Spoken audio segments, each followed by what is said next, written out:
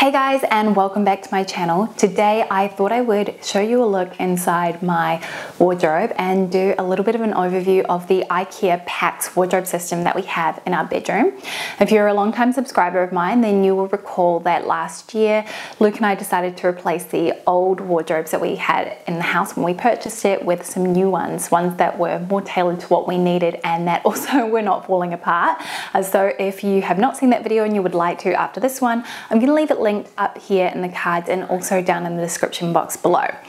In terms of actually configuring out the space, the first thing that we did was measure it up and then see which units would fit in it based on what was on the IKEA website. And we designed the entire space using the PAX wardrobe builder on the IKEA website, which I think is very intuitive and very easy to use. So I took the measurements and then Luke double checked them for me just to make sure that they were 100% accurate. Always pays to have two sets of eyes on something like that so that you don't mess up from the start.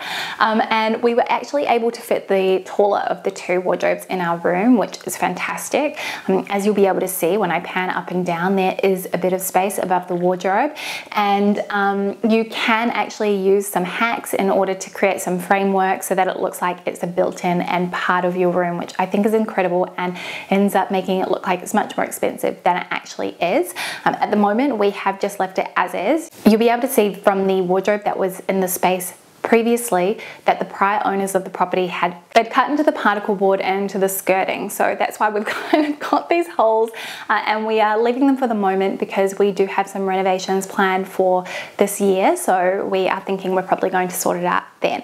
So in terms of the actual layout, we've got two large wardrobes which bookend a smaller wardrobe, and Luke's are on the far end and then mine are the ones that I'm standing in front of here, and I'm gonna kind of talk you through the entire design, which is mirrored in the two wardrobes at each end, and then also the kind of design in the center one as well, in addition to kind of, I don't know, maybe picking out a few of my favorites in the closet, as well as talking about some things I really like about the wardrobe and a couple of other things that I've noticed which have not been so great.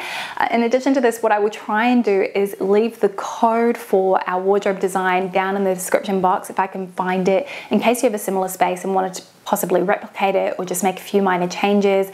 And in addition to that, I will also try and leave as much detail as I can about what different items that we use, like the door style and the handles, that kind of thing. So let's open the wardrobe up. So the first thing you'll see, especially when you're looking at the top of the wardrobe, is that we have got a large open shelf, which originally, when we were planning out the wardrobe, I'd intended that to be a space where we could put our suitcases because that's where we had them stored before in the old wardrobe. Since then, I've actually found that it's much more convenient for me and much more practical to store all of my handbags up there. It's the perfect height, even for tote bags, the way that we have configured it, and it is also quite deep, so you can layer them too deep, or you can put shoe boxes, whatever you like, at the back. So I've kind of got a mix at the back of mine where I've got some designer shoe boxes I want to hang on to, as well as some bags which I'm not really using at the moment. So really, really love that. Maybe let's just pull out a favorite bag to show you.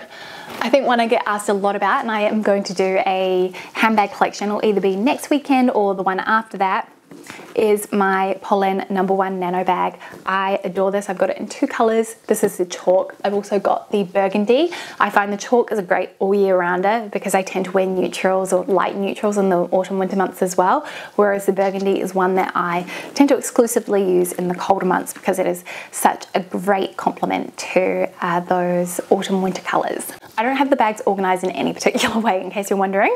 Then we've got this hanging rail, which is a short hanging rail, and I have this for all of my tops, shirts. I've got some trousers folded over on hangers, also got skirts and shorts, as well as all of my jackets. And this is organized by style and color. So you'll see on the very far left, I've got all of my tops, and within that, so within white tops, I've got sort of sleeveless tops to short sleeve tops to long sleeved, and then I go on to the next color, so on and so on. Then I've got my trousers, skirts, which are kind of more just bunched into themes or categories. So on this hanger here, for example, I've got red skirts. These are two of my favorites from French brands. One is from Eero and one from Isabel Marant. And then I've got kind of more like white and black skirts and shorts on there, etc. Then I've got all my jackets organized by blazers. Then we've got some denim jackets, leather jackets, and a utility jacket at the end. I would say probably the one that I'm most excited to wear as we head into autumn here in Sydney will be this one here from And Other Stories, which I bought late last year. It's a super thick, heavyweight blazer, one that I think will be ideal to wear as a kind of third piece or outerwear piece here in Sydney because our colder months tend to be pretty mild. Just below that, I've got a glass shelf, and the reason why I wanted to do that is because we have this really shallow drawer here which kind of houses, I suppose, accessories and things like that on my side. Now IKEA actually have a whole bunch of different organizers which perfectly fit into the shelf, but I've just used one on the left hand side, which is where I tend to put my sunglasses and other little miscellaneous bits, and then on the right hand side is where I store all of my jewelry. So this is kind of where I finish getting my outfit ready for the day, and I really like being able to see all of my jewelry on display. It kind of allows me to make sure that I am cycling through everything. I purchased these particular organizers from Amazon, and I will be sure to link them down below as they're pretty affordable. I've actually got another two, but this kind of houses everything that I need. Then I've got 3 larger drawers, and I actually didn't address this, but we decided to go with the kind of light oak colored shelving and drawers just as we felt like it looked a little bit more expensive than just doing all white.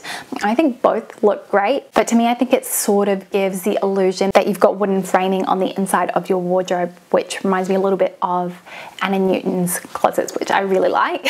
So the top drawer that I've got here, this one is where I pop all of my knickers. I've got some singlets here which I've just folded up just as it is nice to be able to separate them from all of my t-shirts and other tops, socks, pajamas, and then I also have some I guess underwear solutions and my sports bras and swimwear. The next drawer down is where I keep all of my knitwear and tees, or should I say the bulk of my knitwear. And I think one of the things I really like about the drawers is that they have a soft close and a really smooth track, so they pull out really nice and easily. Now you might notice that there is a really large gap here on the far left, and the reason for that is because, and this is one of the downsides to this closet that I've noticed, is a little bit of a story time. A while ago, I was storing some of my lighter knits on the outer edge of the drawers, and I noticed that they had these black marks on it, and I just assumed that it was from our son because he likes to come into the bedroom and play in the wardrobe, and he put his fingers in there, and I thought he must have touched something and then touched some of my knitwear. It was really hard to get out, and I actually wasn't able to 100% get the marks out, but I just, you know, left it at that. And then I started to notice that those marks were popping up more and more on other knitwear pieces I had in the closet, in addition to Luke's t-shirts. And I just thought maybe on his t-shirts it was pen or marker or something like that. And then it finally occurred to me that it was something from the tracks underneath here that was rubbing onto our clothing items in here in the drawer, and I'm not sure whether it has to do with perhaps being quite tightly packed or being flush against the drawer above it, or whether it is to do with our climate. We live in Sydney, so it is much more of a humid kind of a climate, especially now that it's summer, but it's just left some sort of a residue. So what I've done now is I have switched the layout so that my darker items go on the edges of the drawer, so that I'm not damaging any of my items, as obviously clothing care is something that's quite important to me. But yeah, I use some Marie Kondo method for folding. I've talked about this before. I just think that it makes it really easy to see everything that you've got. And yeah, it's also a really great way to maximize your space as well. In terms of what I am really looking forward to wearing in here, probably my alpaca knit from Everlane. This one's actually their diamond stitch one, which is in this really pretty pale lilac, which I think is going to be lovely in the autumn winter months. My favorite one is probably the almond, because I just think it's a great neutral. And I think also I'm just looking forward to wearing longer sleeved striped tops. So one of my faves has to be this one here from Uniqlo, which I bought from the men's section, which is my biggest tip if you're looking for boxy oversized styles. Always hunt down the men's section, see if you can find something that might do the trick. All right, let's go to the next drawer down, which is where I have a handful more knits, and I also have my rather healthy denim collection. I keep all my denim on the right hand side, and then I have my knits sort of on the left. Again, you can see what I've done here is I have popped my shorts on the far edge so that I don't get any marks on my knitwear, because again, I'd noticed it on this drawer as well. Probably one of my faves in here would have to be this mohair cardigan from Alessandra, which I'll maybe put a photo of me wearing it on screen. I just think it is the most delightful sagey mint green color. And then when it comes to denim, best value for money, hands down, has to be this pair from IKEA. A really, really great vintage feeling denim. Kind of reminds me in terms of the weight of something you get, you know, with a vintage Levi. And I am floored by the fact that they're under $100, so I thought I would mention them in case you haven't seen these ones yet. The final drawer that we've got here is actually one of the mesh drawers, and that wasn't my first choice. However, when you put doors onto the wardrobe, you are unable to put another one of these larger, you know, veneer drawers down there, because the hinges for the doors interfere with where the tracks for the drawers need to go. So the convenient thing is that this mesh tray fits in there very, very neatly. And so that is where I've got even more knitwear. Are you surprised? These ones are all kind of more caramelly colored. And then on the left hand side, I also keep a whole bunch of my accessories. So my belts, hats. I've also got some scarves in here, and this is where I tend to keep some more of my overflow swimwear, which doesn't really fit me at the moment. So yeah, I do find that the mesh drawer doesn't tend to stay on its tracks quite so well, because it's one that you can actually completely pull out, but from that perspective it does make organizing it very, very easy. So that is what is in the main section of the cupboard, and this is where I tend to gravitate towards every single day whenever I'm building my outfits. Oh, and I forgot to mention that the doors have a soft close as well, which is really nice, and it makes it feel more luxurious and more expensive than it is. Okay, and then we've got the middle section of the wardrobe, which is the longer hanging section. This is where I tend to put my trousers that I don't have folded in half over a hanger, my longer skirts. I've also got some of my leather trousers and leather skirts here in little garment bags to keep them safe, and also all of my dresses live in here too. Up the top, again, we've got a shelf. So that shelving setup that's at the top of the closet is mirrored in each of the sections. And again, I've got more bags up there.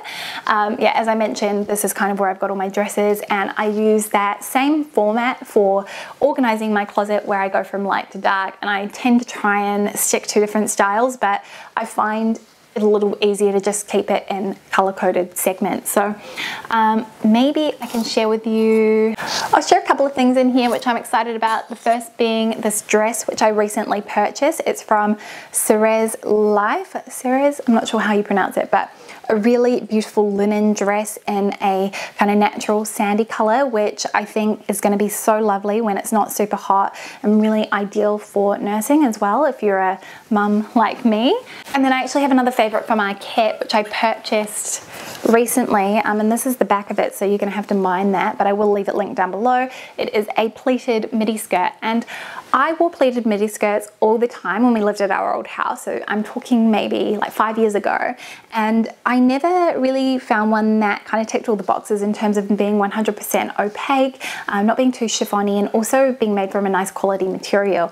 And this one does. I like the fact that it's a bit more rigid and has more structure to it. It's quite heavyweight as well, and it's sort of made with this really beautiful crepe material. Fits really lovely, and I'm very excited about kind of layering that with things, especially with longer knitwear pieces not tucked in, so you kind of have this very relaxed silhouette. I think it's going to look very nice for the colder months. We also have a drawer in here as well, which is where I keep my activewear and my loungewear. So yeah, there's a bit of a mix of both in here, as well as some of Luke's longer tops that he would wear when he is running in the cold. And then we have another one of those mesh drawers at the very bottom of the closet, which in here it's just got some miscellaneous bits like for curtain rods, which we were planning to put some new curtains up in our room and we haven't done it, as well as a stash of masks because you've got to be safe. So yeah, that is kind of a look at in here. And then as I mentioned, Luke's is the next section along, and it is the exact same format as what I've got in this part, so you're not really missing out on anything in there. So yeah, that is kind of a look at our wardrobes. I hope that you enjoyed this video and getting a little bit of a tour at our closet space. Thank you so much for watching, and if you did have any questions, actually just leave them down in the comment section below and I will do my best to answer them. Maybe I can set up a little FAQ in the description section as well if there's anything that comes up quite a lot. As I said before, I really think that the IKEA PAX wardrobe system is a great way to kind of get a customized, personalized wardrobe storage system at a really economical price. Obviously, the main thing that you are paying for is with your time, because you have to construct it yourself. But that said, I mean, they're really, really good quality, really durable. I haven't really noticed any wear and tear on them at all. The only kind of main bugbear that I've got is the fact that the tracks have sort of dripped or something like that onto some of our tops and knitwear, which is not ideal, but it's just one of those things, and now I know to be conscious of it when I'm storing things in there.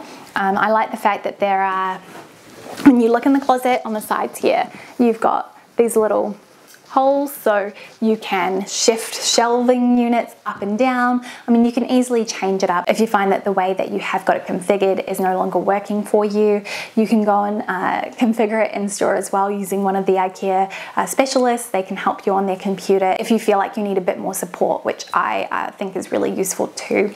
In terms of what we paid for ours, I think it was around 1700 Australian, which includes the cost of postage. So I think that's a pretty good price considering that it's been such an upgrade on what we had here before. But yeah, that's it from me. Thank you again for watching and spending some of your day with me, and I'll see you next time with a brand new one.